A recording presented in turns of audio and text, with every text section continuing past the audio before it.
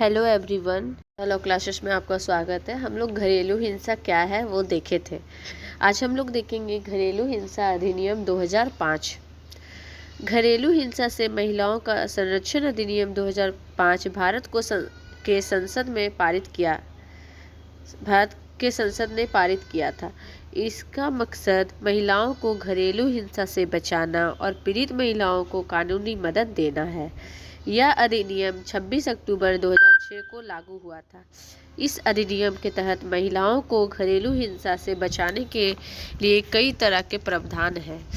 इस अधिनियम के तहत महिलाओं को उनके वैवाहिक घर में रहने का अधिकार है।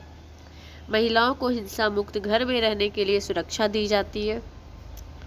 महिलाएं इस अधिनियम के तहत किसी भी पुरुष वैश्विक अपराधी के खिलाफ मामला दर्ज करा सकती हैं। पीड़ित महिलाएं अपने मामले में उपचार पाने के लिए पति और उनके रिश्तेदारों को भी प्रतिवादी बना सकती है। इस अधिनियम के तहत सुरक्षा, निवास और राहत के लिए कई तरह के आदेश दिए जाते हैं। घरेलू हिंसा में यह चीज़ शामिल है: शारीरिक हिंसा जैसे थप्पड़ मारना, धक्का देना और पीटना; यौन हिंसा जैसे जबरन संभोग; भावनात्मक दुरुपयोग जैसे अपमान, विश्वासघात, डराना, नुकसान पहुंचाने की धमकी देना। घरेलू हिंसा महिलाओं का संरक्षण अधिनियम 2005 भारत के संसद ने पारित किया था। इनका मकसद महिलाओं को घरेलू हिंसा से बचाना और पीड़ित महिलाओं को कानूनी मदद देना है।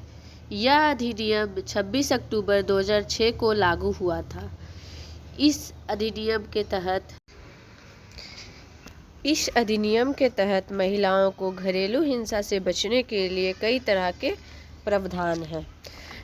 इस अधिनियम के तहत जो है दोस्तों, महिलाओं को उनका वैवाहिक घर में रहने का अधिकार है। महिलाओं को हिंसा मुक्त घर में रखने के लिए सुरक्षा दी जाती है। महिलाएं इस अधिनियम के तहत किसी भी पुरुष वैश्विक अपराधी के खिलाफ मामला दर्ज करा सकती हैं। पीड़ित महिलाएं अपने उपचार पाने के लिए पति और उनके रिश्तेदारों को भी प्रतिवादी बना सकती है।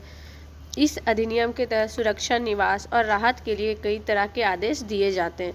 घरेलू हिंसा यह चीज़ में शामिल है। घरेलू हिंसा में यह चीज़ शामिल है जैसे शारीरिक हिंसा, यौन हिंसा, भावनात्मक दुरुपयोग। दोस्तों, मैं आप लोग को बताना चाहूँगी कि घरेलू हिंसा अधिनियम क्या है वो तो हम लोग देखें, पर अगर हम लोग कहीं मामला दर्ज कराते हैं, और ऐसा नहीं है कि घरेलू हिंसा बस एक लड़की, एक महिलाएं के ससुराल में किया जाता हो, बस सिर्फ ये नहीं है। घरेलू हिंसा में उनका मायके, जो इनका घर है, कभी कभी मैरिड महिलाएं में तो ज़्यादा होती है, जो शादीशुदा महिलाएं हैं।